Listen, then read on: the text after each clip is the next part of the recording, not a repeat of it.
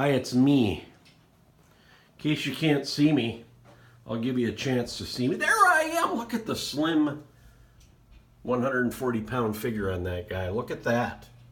Okay, just in case you want a little light in front of my face, there's some of that. But anyhow, I'm going to show you some stuff. There's the outside, but I'm going to show you some things inside that are miraculous, but not really. They're neat. So here's the Axis game we've grown to love over the last 3 decades, roughly.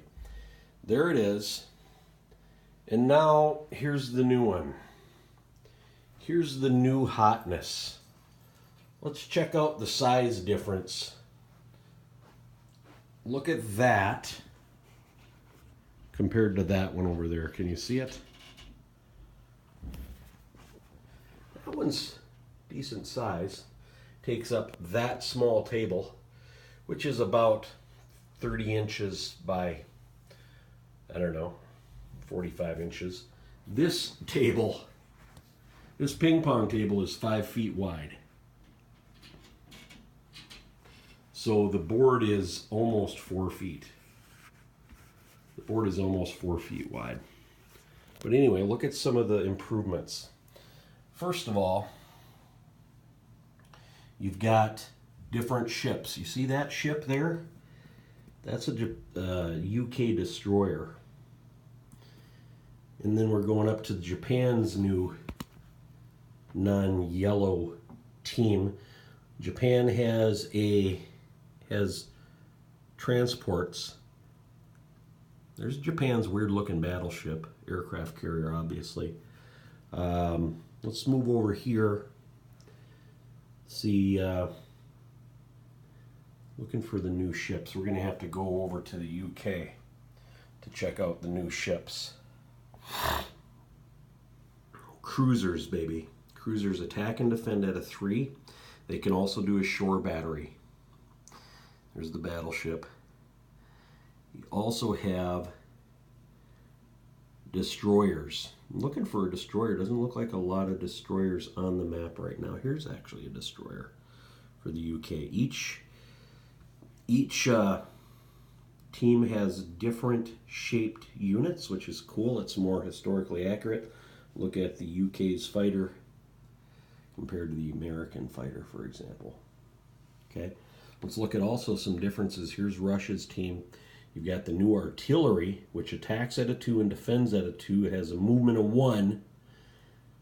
But when it supports an infantry, let's see if we have that situation going on the board somewhere right here in France. See that infantry and artillery? That artillery attacks and defends at a 2, but it also makes the infantry attack at a 2. One of the cool advancements and upgraded rules of the game. They're Jimbo and Claudia, the 2 people who will actually be watching this video. Check out some differences. Let's make sure we got all that. So we got 2 new ships. We've got the cruiser and the destroyer. We've got the new artillery. Here's the black German team's units. That's an artillery compared to the artillery of the Russians. Also, look, there's no blow-up boxes, and there's a ton more countries. See that? We got East Poland, and we've got Poland, for example. Norway and Finland are separate. Sweden is its own neutral territory. Speaking of neutral territories, look at the Sahara Desert here. The Sahara Desert cannot be walked over. Neutral territories cannot be bought for 3 IPCs. Can't be done in the new game. Let me move the board here. The board is actually 3 separate pieces. It sometimes can get bumped. Let's check out the current game where the U.S. is amassing a lot of quality versus Japan. Japan's actually going to get crushed, most likely, in this game. A couple cool upgrades as well. I'll try to look at the countries or the cities with red font. See San Francisco there. Also, you got Sydney. You got Calcutta, India. You got Hong Kong. Up in Russia, Stalingrad, Moscow. The object of the game, these are called, what are the cities called? I think they're called victory cities. The object of the game is to get 15 of them. Or 18 or 13. There's 18 total in the game. Once a team has the standard victory is 15 markers for each individual city, that team wins. This is also the very cool upgrade. It's called Researchers. You can buy Researchers. These signify your researchers. I'm using chips under them just to show there's more than one. So Russia has 3 researchers. Until Russia actually gets on the weapons development chart, until Russia actually gets a breakthrough, which it hasn't, my son's team they each have their own breakthrough. There's 12 different weapons development breakthroughs, which is awesome. But you shake all of the dudes that you accrue until they actually turn into an improvement or a breakthrough. Once these things that accrue at 5 IPCs each, once they accrue and finally hit a breakthrough, then you discard them. So if I, for example, this turn with Russia, if I don't buy any more researchers, I can shake 3, right? I can shake 3 dice. The object is to get a 6. If you get a 6 with any of the dice or all of the dice, you then roll again to get these cool new breakthroughs. There's upgraded breakthroughs I'll let you read about elsewhere. What else is cool? Oh, check out the transports now can haul 2 land units. At any time. It's not any combination of land units. It must be 1 land unit plus an infantry. So the second one must always be an infantry. But that means you can put a tank and an infantry on a transport. You can put a artillery and an infantry on a transport, or you can put 2 infantry on a transport. Also a main difference in the game, look at these kind of puke-colored, turd-colored Italians. See the Italian flag down there?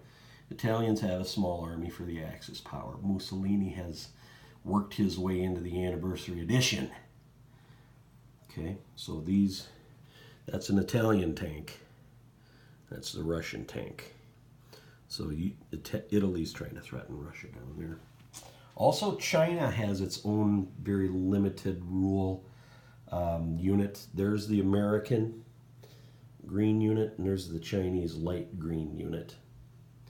There's some differences that make it a little more interesting. China gets to grow their army, kind of like Risk. It's divided by how many Chinese territories are still owned by the Allies, divided by 2. That's how many new armies you get per turn with China. The game is overall awesome. It's a win-win. What else is there to say? Check out these awesome breakthroughs. Oh yeah, another major difference. So check out this. Let me have a seat here. Check out the box. That's nice. You don't have things overflowing. But you see this United Kingdom British Empire thing? You get bonuses, kind of like Risk, based on owning certain territories.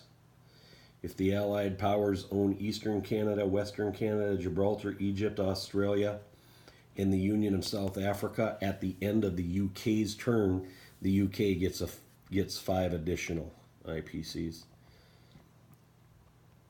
So if the Allied powers control any territory originally under Japan's control, they get an additional 5 IPCs. Each different country gets their own bonuses based on what their team is accomplishing. Other things that are really cool, you generally get more money. And the units cost less. Mostly. You can see the AA gun there is 6 now. You got the new artillery is 4. But the air units are cheaper. You got fighters at 10. Bombers at 12. The subs are only 6 now. Transports are 7. A new difference with the transports is look. You see the absence of numbers in the attack and defense column there for transports? A transport cannot attack or defend now. Destroyers. Destroyers are 8, cruisers are 12, aircraft carriers are 14, and battleships are only 20. One of the weapons development breakthroughs makes them all even cheaper. So that's cool, but also check out this cool nuance as well. Turn it over the board here.